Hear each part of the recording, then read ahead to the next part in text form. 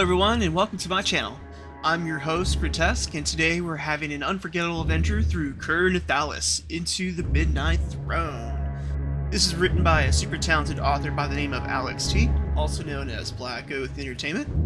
I'm excited to run this game on Foundry VTT. I'll be using a module created by a user named Forelius. Shortly after discovering this, I found a video by Lord Gwydion that helped me set it up. I've been playing this game for hours. It offers a fantastic visual experience, remote play, and I've been able to save my progress without cluttering up a table. Sorry, babe. In this adventure, I'll be playing some of the features in the Valorian codices that take on the role of a commoner. That means rather than choosing a character with special abilities, I'll play an ordinary person who was sentenced to the gallows and left for dead. Choosing this role will be a bit of a challenge, but we'll be having fun nonetheless. So please, join me as we explore this gripping tale together. Alright everyone, so now we're going to go ahead and get our character created. I do have a new character sheet pulled up here, and I went ahead and also provided him with a name. I've been jamming out to a lot of Rivers of Nile here lately, and Nile just seemed to be pretty fitting for this adventure. As you can see here, I do have a little checklist that I have created. It grabs everything out of the core book and as along with the codexes. It just kind of puts everything together on one single page, so it allows me to visually see and check everything off in my head and, well, of course, get the character created. So after we were hung, dumped, and left for dead, we do remember we were accused of 17. Trespassing. Entering or remaining on someone else's property without permission, often resulting in disputes or damage. Jeez. Wonder what I did. Cool. Alright, and of course, were you a master of abilities or a commoner? This challenge itself is just all about being a commoner, plain Jane person that has no skills, well, no abilities whatsoever. So our starting health is, as we can see here, is going to be 2d4 plus 10. Nice. So we got a 15. Go ahead and punch that in here. And for our background, as a commoner, who were we? Cool. So we rolled an 8, beggar. This whole beggar and trespassing thing is kind of collaborating together, kind of getting me some ideas. It could, in fact, a noble just didn't like me, or I did something wrong without myself knowing, or I did. Who knows? Alright, so beggar. You relied on begging for survival, often due to poverty, disabilities, or social marginalization. Sad days, sad days. Okay. Everything else happens to be the exact same. We do get some other stuff for being a commoner, but I'll go ahead and add that in as we go down our checklist. With 15 as our starting health, now we go ahead and proceed with our starting toughness. Ooh, almost maxed out on that. That is lovely. So we got a 21. 2d6 plus 10, got a 21 for toughness. Next would be our starting Aether. 1d6 plus 8, so we rolled an 11. Okay, rolling for Sanity. Maxed out on that bad boy. 1d6 plus 8, we got a 14. And of course, we start off with our 20 Magic Resist. Okay, so first things first, we get the plus 60 to 1 weapon skill. Being a commoner and not having to rely on abilities, I do believe there is one starting weapon that I can really rely on that I've just had a fun time having, which will be Dagger. So we will go ahead and punch in 60 for Dagger. Next, we have plus 40 to 1 other weapon skill. Just really going to play it safe here with this. I'm just going to dump that into bludgeoning.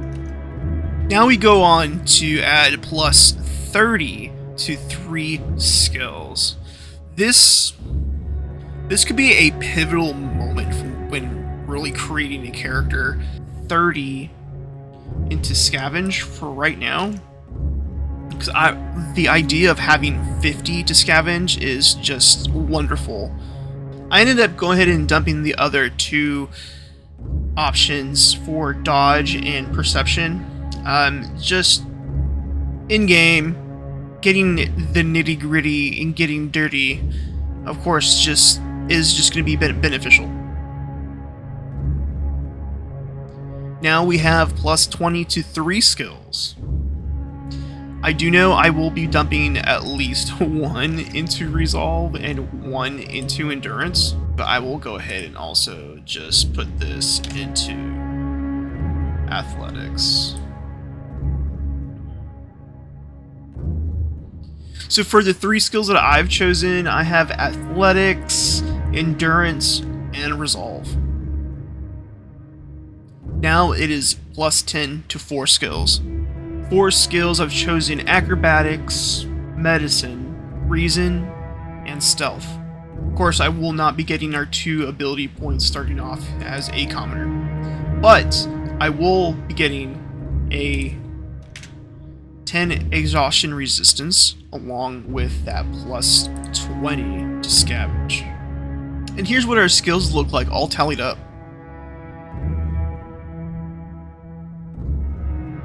Okay, so of course for our weapon of choosing, like I mentioned earlier, just hands down, dagger just happens to be the best starting weapon. I'm going to go ahead and point out 3 things here. Just 3 things, and then at the bottom you'll see why those 3 things just make sense, okay? Okay, so we got 10 speed. That is beneficial. We got piercing damage. So if you have the upper hand, then you definitely get that plus 1 bonus damage. And then we got quick. That quick trait, it would just help you get swinging in there faster. So at the bottom, of course, we can see that the defense bonus is 10, which is going to be a little beneficial. But we also are looking at the 10 attack bonus. So when it's time for us to start swinging and stabbing, we're looking at plus 20 or other than the plus 10 when it's our turn to swing. And then lastly, we got that plus 10 initiative bonus. That plus 10 can definitely give us the swinging edge that we need to get in there to get that plus 1 damage. Next, we will be getting our random piece of armor. So we are looking at heavy van braces. With the heavy van braces, we ended up getting a max integrity of a D10 and protection of 3 on our arms. Along with that, of course, that does come with a penalty with maneuverability. So that sets us back on a -5 of acrobatics, dodge, and stealth. There will be a couple things that I will monitor off camera, such as light source.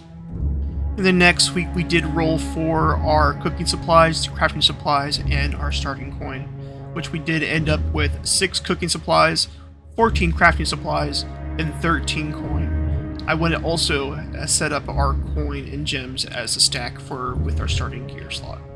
Moving on, nearly finished, I went ahead and also selected our 2 personal goals. First one we see here is Overseer Overthrow, which is defeat an Overseer, and we will obtain an amulet. There could be a potential chance of obtaining an amulet way before this, but we'll see. Then second, we do have Piercing Damage Expert, which is deal 200 piercing damage, and we gain a piercing damage reduction point. This is also one of those things that I will also monitor off camera. Who is over this domain? Oh, I'll go ahead and fix this because I know our starting tension is going to be a D8. Yep. Domain is D10, layer is 12. Okay, cool. Alright, yeah, so Overseer. Ooh, got the Veil Shifter. That's actually a really nice one. And then here is their influence along this domain.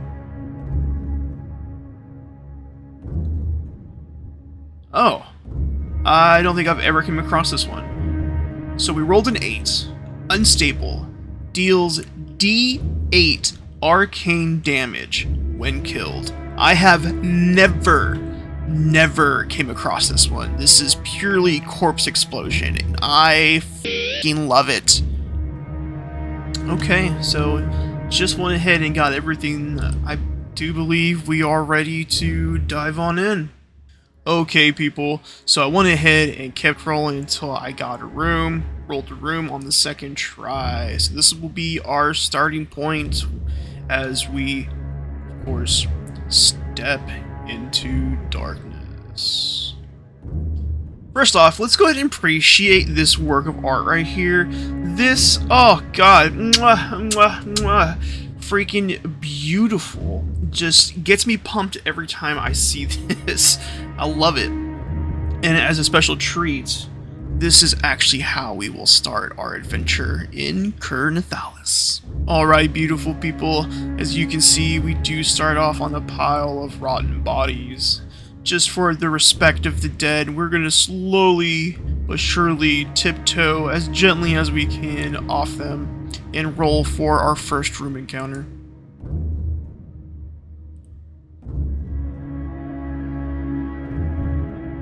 $17. We got Razor Jaw, our first combat in room 1. Alright, let's go ahead and prepare for our first encounter with Razor Jaw. We are looking at an animal type with only 170 awareness, 50 endurance, 60 athletics, and 6 health. Now let's go ahead and roll for initiative.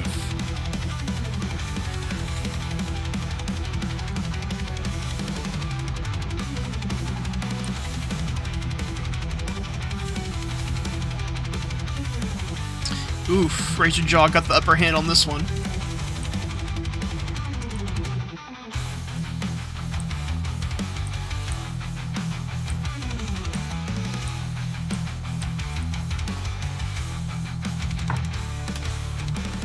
Okay, so let's also pay attention that this bad boy has penetrating 2.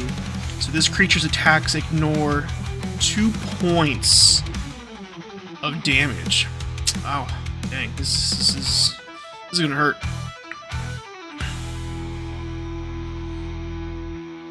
Let's begin. Alright, so Razor Jaw, what are you gonna do?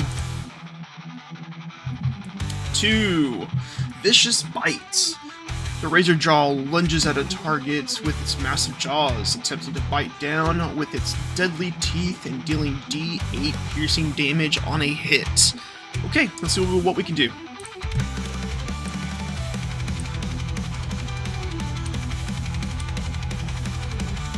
Ooh, we failed. We failed too. Okay, moving on. Our turn. The end of round 1 here. Let's see what we got. So we are going to do a 60 plus our 20. Sneaky. Their combat skill. Damn, we got a 94 versus their 89. So we both failed. There is one special rule that I will love to go ahead and point out, which is the no failure combat within the Valorian Codex issue 1. I'm not using it just to catch my bearings again. Okay, so that is the end of our turn and round 1. Moving into round 2, Razor Jaw.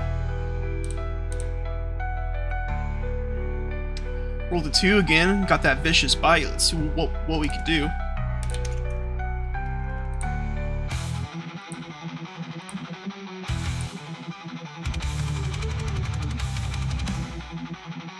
Fail. Moving on, my turn. Got that plus 60 to bladed weapons.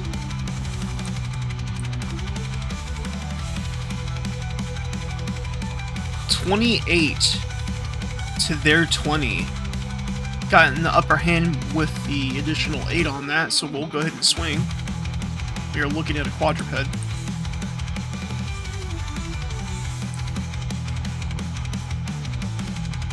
Nice, right hind leg.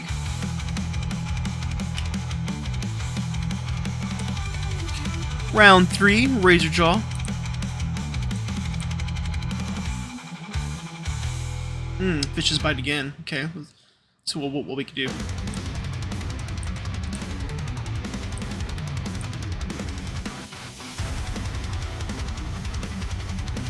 Nice, fail. Fine, go.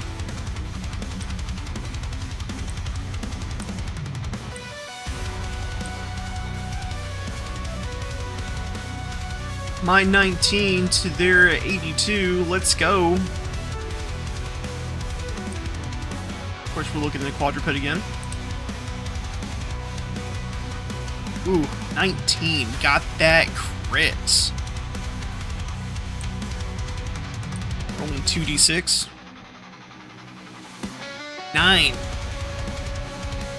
So a 9 on the damage table is going to be 3 damage. So this bad boy is down to 2. Alright, raise your draw. Round 4. Ooh, got a 4. Claw swipe. The razor jaw swipes at its target with its razor sharp claws. It makes a melee attack, dealing d6 slashing damage on a hit.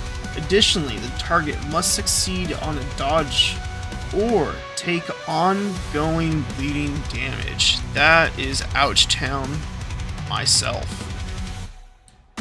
So let's go ahead and see. So they rolled a 96 on our 11. We got that crit. Got that crit giving us a defense move. 6. Our next attack deals plus d10 damage. That is nice. Very, very nice. So alright, so now this is going to be our turn. Ooh, wait, dodge doubles. Ha ha ha ha. See if we can improve that bad boy later. Okay, my go. Ooh. Wrong one. We're looking at bladed weapons, plus 20 to their 40 combat skill. So we got a 51, which is our success, to their failure 46. Nice. Very, very nice. This guy has not been able to land a hit on me. Luckily, that penetrating too. Ooh, man, I am actually pretty afraid. So we do got a d6 and then a d10 plus that d10. So let's see what we end up with. Ooh, wait a minute. Totally forgot. Gotta get it on that quadruped hit table. Alright, we got that front right leg. But with our d6 and our d10, we ended up with the 7. 7 itself happens to be the end of category 2. So that is actually just enough to end this bad boy's life.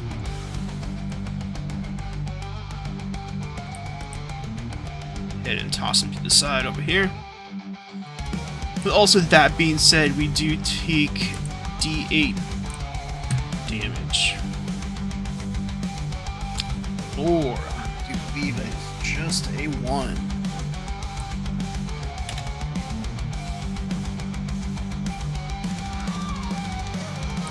Amazing, amazing. Now, as our victory, we do obtain 50 experience points for successfully surviving that encounter with Razorjaw. And then on top of that, we get to roll on our spoils table.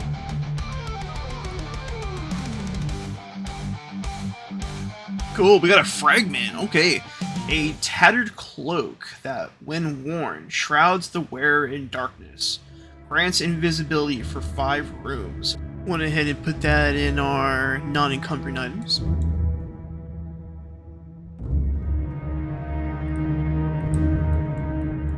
And of course, while we're here, let's go ahead and take advantage of our scavenge.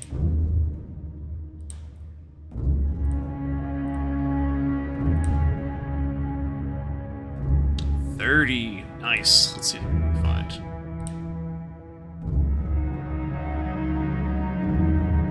D4 crafting supplies.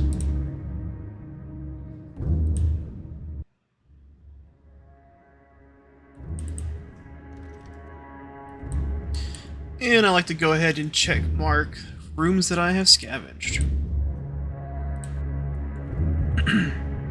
Alright, now moving on. Is there a door here?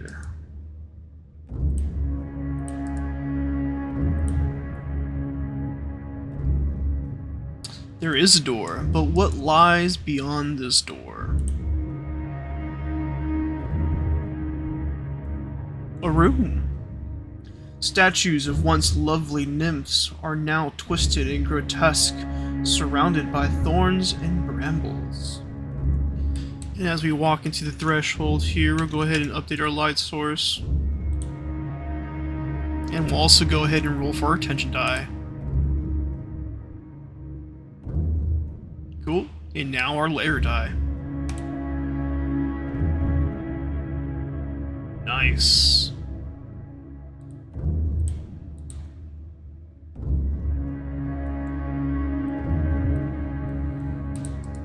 Now for our room encounter.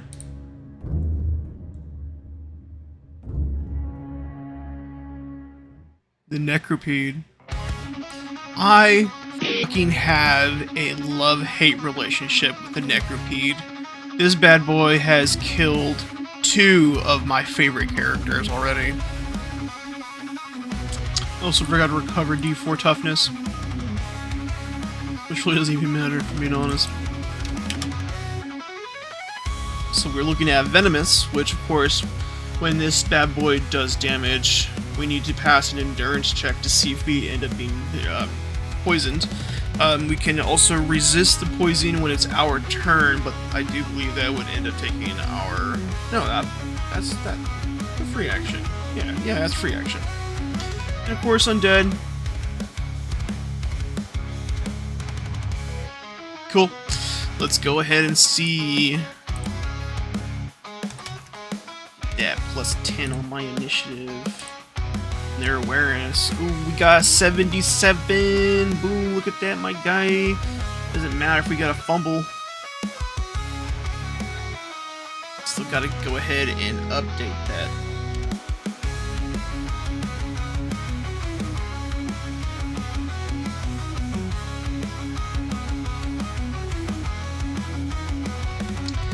Okay, so Necropede got the upper hand on us.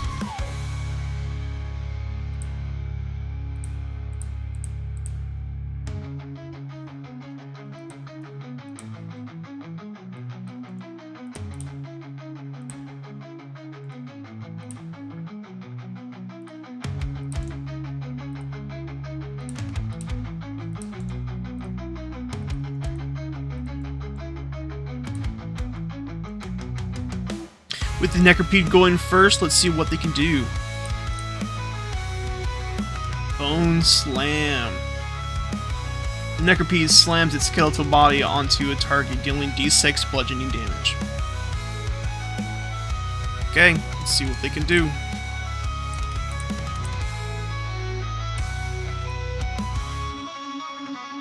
I already tell them they didn't do it, and neither did we, so no biggie there. My go.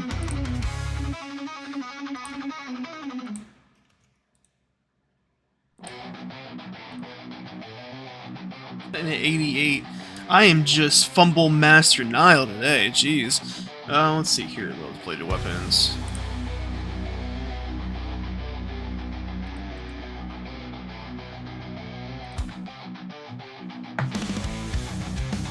You hurl your weapon with such strength that it gets stuck very deep in the wall or ground.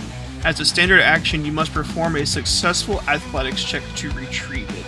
If you are not wielding a weapon, your next attack suffers -20.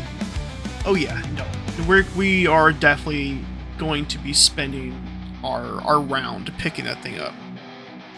That is the end of round 1. Round 2, Necropede. Or Soul Drain. The Necropede emits a dark aura, attempting to drain the life force of the target. The target must succeed an endurance check or take D6 necrotic damage, and the Necropede gains temporary health equal to the damage up to the maximum of +8 health total. Yeah, I'm gonna see if I can resist this. 84, cool, no worries.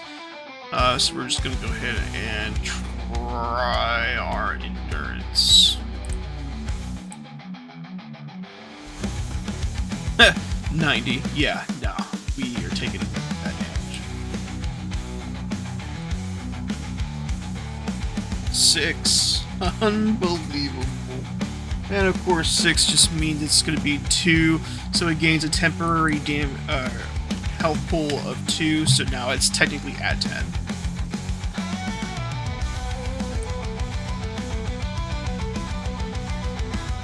We're at toughness 19 out of 21 now.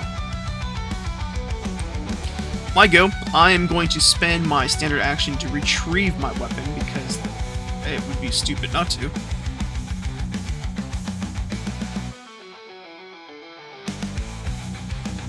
So we need an athletics check. 82. We did not succeed.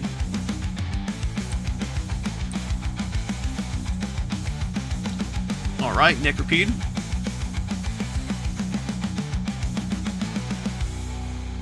Six. Spinal Whip. The Necropede lashes out with its inhuman tail spine, targeting all creatures in the room. Each target must make a dodge check. Those who fail make a D8 piercing damage and are knocked prone. On a success, they take half damage and are not knocked prone. Okay, let's see here. Dodge. 65. That is going to be a no. Okay, so we do take D8 piercing damage.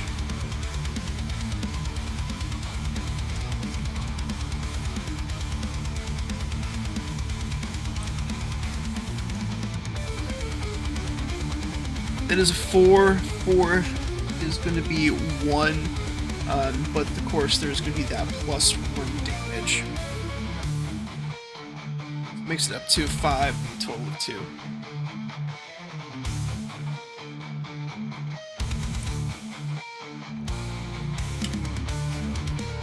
It didn't say if it was magical or physical, so I wasn't entirely too sure if I needed to roll my endurance check for taking poison or not. Since it doesn't say physical, I will be skipping it for now.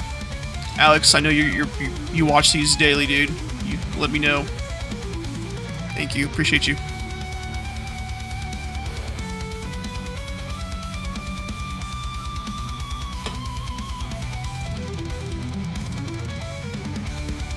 So we are knocked prone.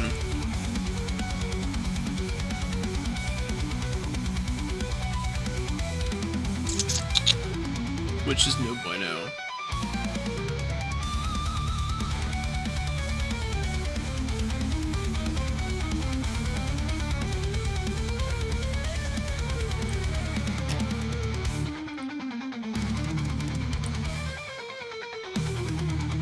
We are currently prone, so the character must spend 1 standard action to get back up. And you know what? That is exactly what I am doing. Top of round 4, Necropede's turn.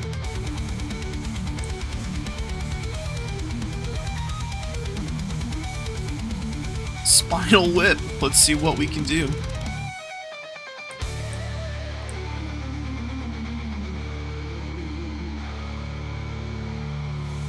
Nice. Successfully dodged it. Still take damage, unfortunately. Half damage. So be 7, rounded down, would be a 3. 3 be 1 damage.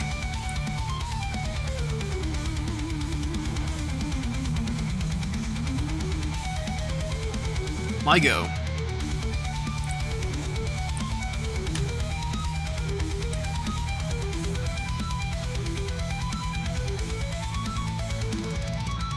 Ooh, got that critical.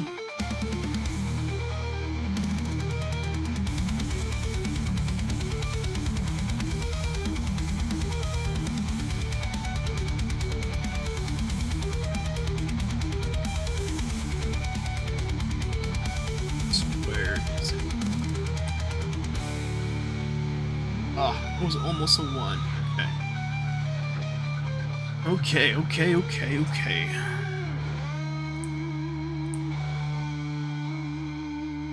Nice, so that's going to be 2 damage, bringing that back down to its actual max health of 8. Necropede's turn, top of round 5. Spinal Whip. dodge. Let's see if we can dodge. Got that 18. Nice. Very, very, very nice. Now we gotta do that D8 damage. We got a 4, but brings it down to 2, and of course that just leaves us with taking 1. Okay, now line go. Bladed weapons, bringing up that plus 20 to the 30 combat skill. Looking at a 70 to their 69. That's a no-go. Top of their turn. Round 6. 1 bone slam. Let's see if we can hit.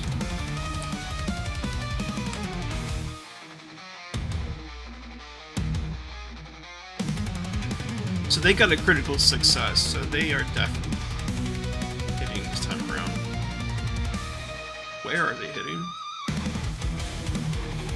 The right leg. Ooh, looking at here, legs. Cool, okay. Don't have anything for our legs, just our arms.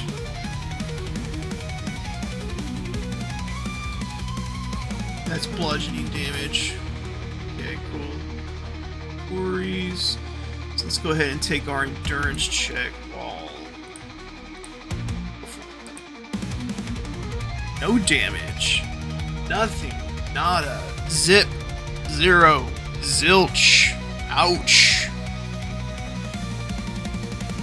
Going on to my turn, the end of round 6. Let's see here. That plus 20 to their 30. We got a 71 to their 27. So they actually get up with a fence move. So you reduce armor by 1 in a random location at the end of the combat.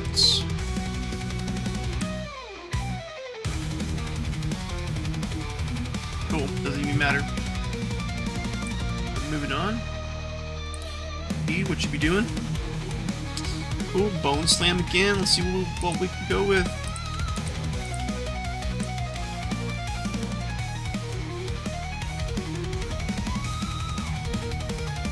Alright, so they succeed. So we gotta roll that D6.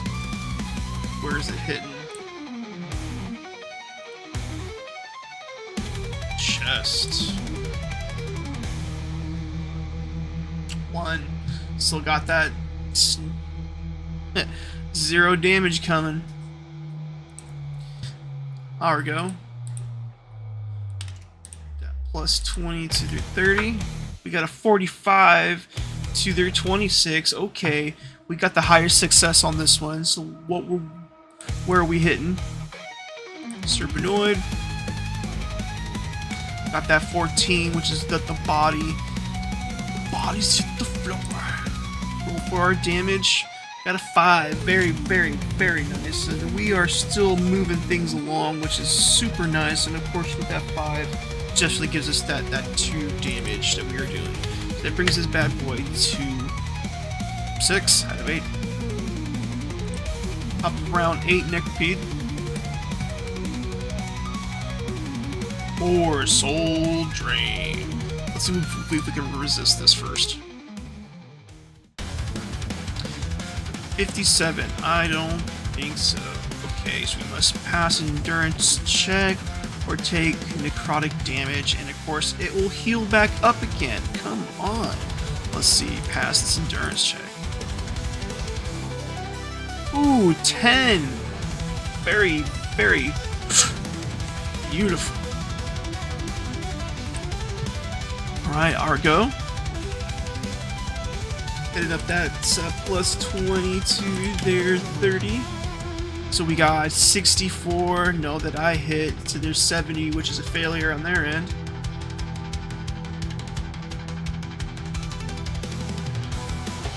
Well then, I just encountered a small issue. Now I know for a fact I did punch in plus 20 unless it didn't read. So I know, yeah, I don't think it rolled at all for it. That is interesting. So I know that I do hit the plus 20 here. And we are going to be hitting at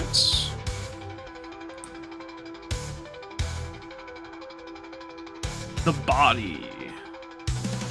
D6. Hitting up that 3, dealing additional damage, bringing this bad boy down to 5.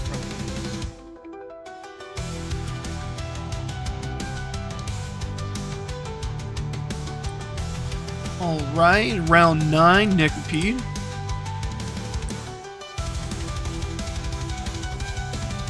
Bone Slam.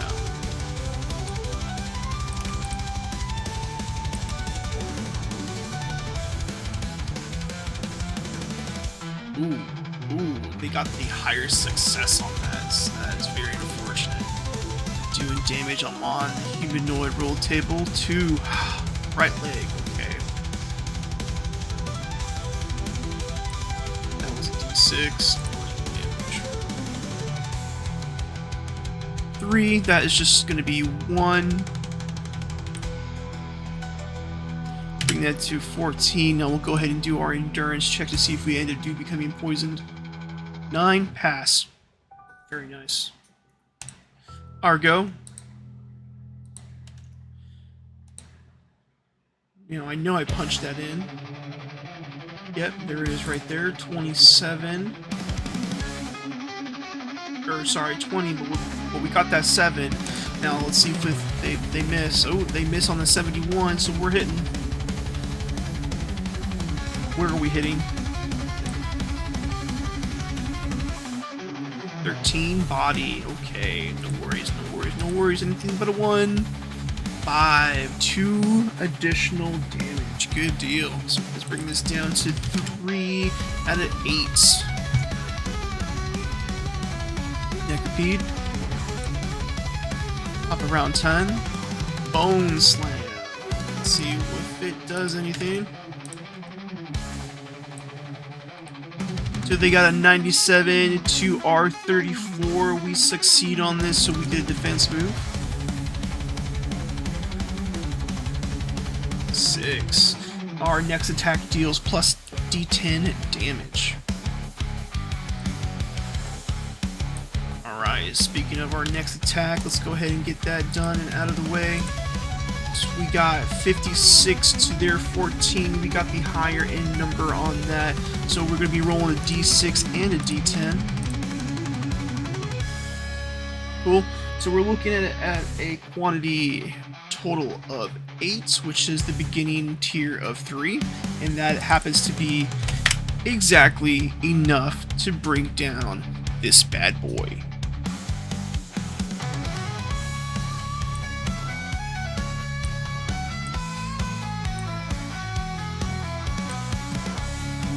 Alright, then we gotta do our D8 Arcane Corpse Explosion. Can I resist this? Let's see if I can resist this. This is arcane. Nope. So 7, that is going to be 2. So bring that there. On that, gain that back. We got 15 toughness. Got now 100 experience, and we get to roll on the resources in.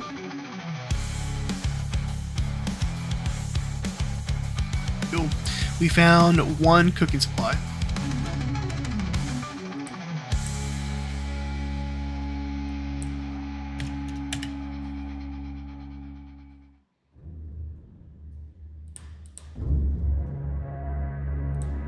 While we're here, let's go ahead and take the opportunity to scavenge. Ooh, very nice, hitting our target number.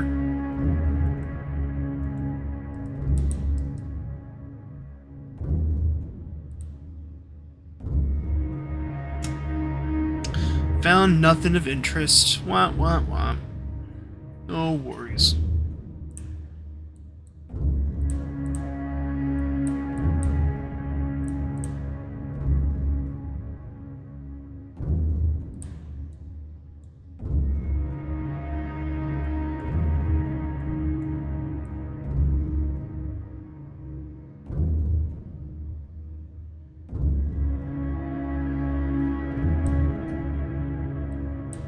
Do I want to take a breather?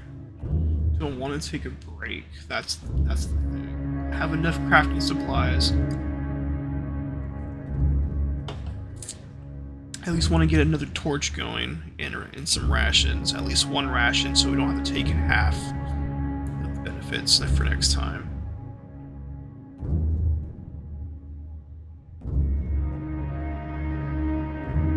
I don't know. I think you'll be okay. I'm pretty sure he'll be okay. I'm just gonna go move on for now. Is there a door here?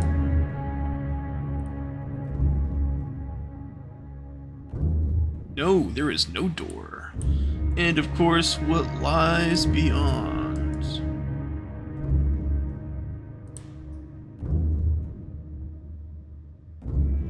Corridor.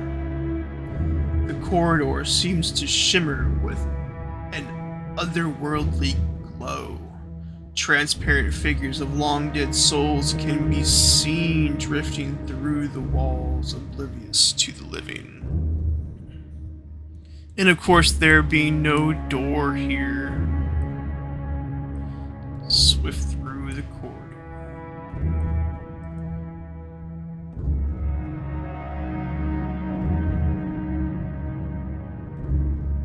Alright, now is there a corridor encounter? Safe passage.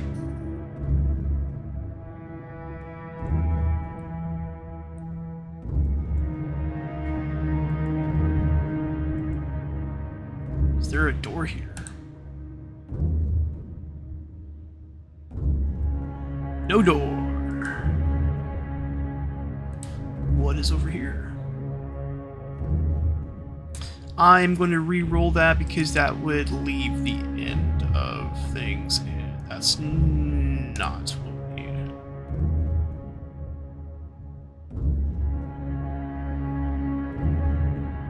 What are the odds of that?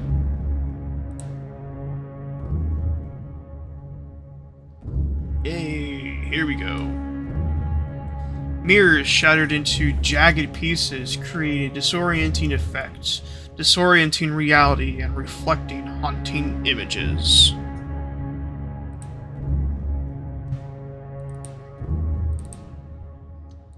Okay, let's not forget our attention check. Attention increases. That was for the room that we're about to leave. This one is now for the room that we are about to enter. And it increases again. Yay. That was a D6. Bring this to a D4. Layer. Close.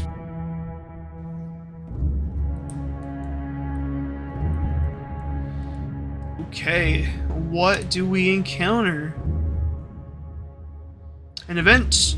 You find a body that has been clearly drained of blood, slumped against the wall. Make a perception check as you examine the body. You find something of value. Roll on the spoils table.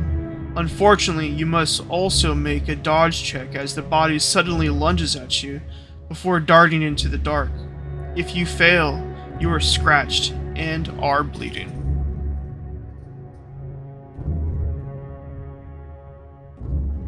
Alright, let's go ahead and percept. 95, that's a negative.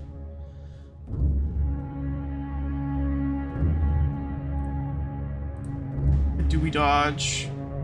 Negative.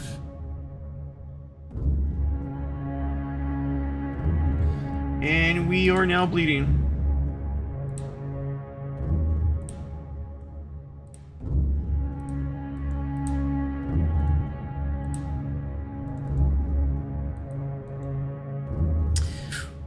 Well, with this being said, I do believe it is time to at least set up camp.